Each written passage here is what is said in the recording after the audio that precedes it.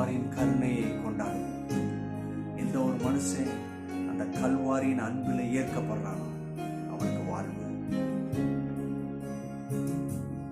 கல்வாரியின் கருணை இதே காயங்களில் காணுதே.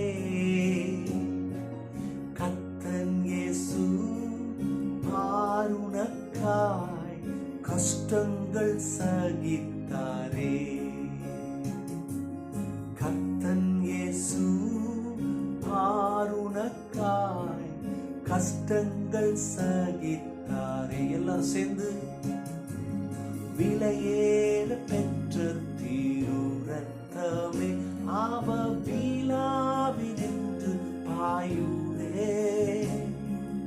விலையேற பெற்றோனாய் உன்னை மாற்ற விலையாக இந்த நரே. சொல்லுங்க, விலையேற பெற்றோனாய், விலையேற பெற்றோனாய் நம்மை மாற்ற விலையாக இந்த நரே.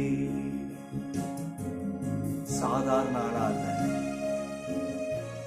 விலையேற பெற்றோனாய் மாற்ற அவரையே விலையா கொடுக்க. ஓ, எவ்வளவு பெரிய அன்பு, அளவு செய்ய முடியாத அளவு. நம்மளை விலையேற பெற்றோனாய் நம்ம இன்னைக்கு உட்காந்துக்கிட்டு நான் தூசியா இருக்கிறேன், குப்பையா இருக்கிறேன், ஒன்றும் நடக்கலையே, என் தலையெழுத்து அப்படிதானா. ஆனா கல்வாரியில என்ன செஞ்சிருக்கிறாரு? விலையேற பெற்றோனாய். அப்ப கவனிங்க, அந்த ஸ்தானத்தை எடுக்கணும். எப்படி எடுக்கணும்? வேத வார்த்தையில தான் இருக்கு, எடுக்கணும். வேற எங்கேயும் கிடையாது. எந்த நண்பனும் கொடுக்க முடியாது, எந்த உலகமும் கொடுக்க முடியாது, எந்த செல்வந்தனும் கொடுக்க முடியாது, எந்த படிச்சவனும் கொடுக்க முடியாது. கர்த்தருடைய வேத வார்த்தை தான். அந்த வேத வார்த்தையில விலையேற பெற்றோனாய் மாற முடியும். இன்னைக்கு அர்ப்பணிப்போமா?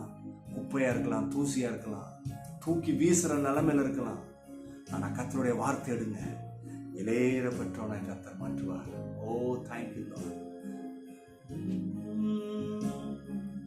விலையேற பெற்றோனாய் உன்னை மாற்ற விலையாக இந்த நரே. சொல்லுவோமா?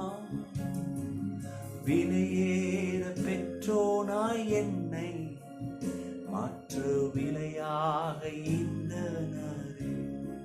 இயேசுவே, உங்க வார்த்தையில பிரகாசத்தை உண்டு பண்ணித்தாங்க. இயேசுவே நாமத்தினாலே ஆமென், ஆமென், ஹல்லேலூயா. சங்கீதம் 97:11 படிச்சுட்டு இருக்கிறோம். முதல் பகுதியை பார்த்துட்டோம். நீதிமானுக்காக வெளிச்சமும். நீதிமான் யாருன்னு சொல்லி பார்த்தோம். நீங்களும் நானும் தான். நமக்கு வெளிச்சத்தை கொடுக்குறான். ஏன்னா அந்த வெளிச்சத்துல தான் என்ன இருக்கு?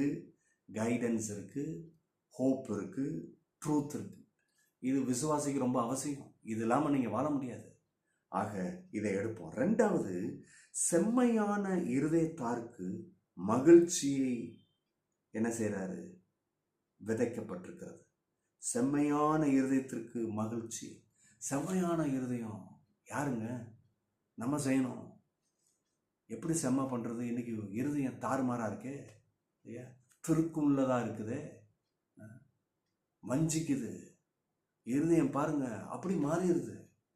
ஒரு கவர்ச்சியை பார்த்ததுன்னா, ஒரு பெரிய மனுஷன் ஒரு நம்பிக்கை உள்ள வார்த்தையை சொன்னா அப்படி இருதயம் அந்த பக்கம் திரும்பிடுது. அப்ப பாருங்க, இப்படிதான் என்ன படுது? வஞ்சிக்கப்படுது. அப்ப இருதயத்துக்குள்ள என்ன இருக்கு இல்லையா? அங்க செம்ம இல்லை, அது கோணலாம் போயிடுது. அப்ப பாருங்க, கர்த்தர் கொடுக்குறாரு. யாருக்கு மன மகிழ்ச்சி கொடுப்பாருன்னா, செம்மையான இருதயம். இருதயம் கர்த்தருக்கு பிடிச்சிருக்கணும். நிறைய பேர் கர்த்தர் இருக்கிறாரா இல்லையானே தெரியல. சில பேர் தெரிஞ்சுமே அவங்க என்ன பண்றாங்க? செம்மையான இருதயமா இல்லை, அருவருப்பாக துரோகம் செய்கிறது, துணிகரமாக காரியங்களை செய்கிறது. இது எப்படிப்பட்ட காரியம்னா, செம்மையான இருதயமா இருக்க முடியாது. உன் இருதயத்துக்குள்ள என்ன வந்துடும்? கசப்பு வந்துடும். இருதயத்துக்குள்ள மேட்டிமை வரும், பெருமை வரும். அப்புறம் என்ன ஆயிடும்? நான் செய்யறதான் ரைட்டு, நான் பேசுறதான் ரைட்டு அப்படின்னு ஆயிடும். இதை தான் இந்த சங்கீதக்காரர் சொல்றாரு. செம்மையான இருதயம் இல்லாம வழி தவறி போயிடும். இன்னைக்கு அநேக விசுவாசிகள் வழி தவறிக்கு போறதுக்கு காரணம் என்னன்னா, இருதயம் சரியில்லை. இருதயம் என்ன ஆகுது? பிசாசு கவர்ந்து இழுத்துறான், கண்டதை விதைக்கிறான். அப்ப கவனிங்க, இன்னைக்கு கர்த்தர் பக்கம் திரும்புவோம், கர்த்தருடைய வார்த்தை எடுப்போம். கர்த்தர் உடனடியாக நம்ம இருதயத்தை செம்மப்படுத்துறாரு. இன்னைக்கு பாருங்க, என் வாழ்க்கை மன மகிழ்ச்சியா இல்லையே, கவலையாக இருக்குதே, போராட்டமாக இருக்குதே, எல்லாத்துக்கும் போராட வேண்டியதாக இருக்குது. சாப்பாடுக்கு போராட வேண்டியதாக இருக்குது, ஒரு வேலைக்கு போராட வேண்டியதாக இருக்குது, மன மகிழ்ச்சிக்கு போராட்ட வேண்டியதாக இருக்குது, வெற்றிக்கு, சமாதானத்துக்கு, ஆசீர்வாதத்துக்கு, இதெல்லாம் போராட வேண்டியதாக இருக்குது. ஏன் போராடணும்? போராடுற மாதிரி வச்சுட்டோம். அப்போ இருதயத்துக்கும் இந்த செழிப்புக்கும் ஒரு பெரிய தொடர்பு இருக்குது. மன மகிழ்ச்சிக்கும் தொடர்பு இருக்குது. இருதயத்தில் இருந்து தான் மன மகிழ்ச்சி உண்டாகுது. அந்த இருதயத்தை செம்மையாக வச்சாதான் அங்கே மன மகிழ்ச்சி உண்டாகும், செழிப்பு உண்டாகும். அப்போ பாருங்க, இன்னைக்கு கர்த்தர் பக்கம் திருப்புவோம். கர்த்தர் என்ன சொல்றாரு? இப்படிப்பட்ட விதையை விதைச்சிருக்கிறாராம். எது? நீதிமானுக்கு வெளிச்சமும் செம்மையான இருதயம் உள்ளவனுக்கு அங்க என்ன பண்றாரு? மனமகிழ்ச்சி. இதை விதைச்சு வச்சிருக்கிறாரு. அவருடைய விதை உண்மை. இன்னைக்கு அந்த விதை ஆயத்தமா இருக்கு. இருக்கிற இடத்துல அர்ப்பணிப்போனா அந்த விதையை கர்த்தர் விதைக்கிறாரு. கண்டிப்பா உங்களுடைய கோணலான இருதயம் சரி செய்யப்படும், கோணலான பாதை சரி செய்யப்படும், வாழ்க்கை சரி பண்ணப்படும். கர்த்தர் அந்த வாழ்க்கைக்குள்ள மனமகிழ்ச்சியை தருவார். அந்த செம்மையான இருதயம் மாற்றுவார்.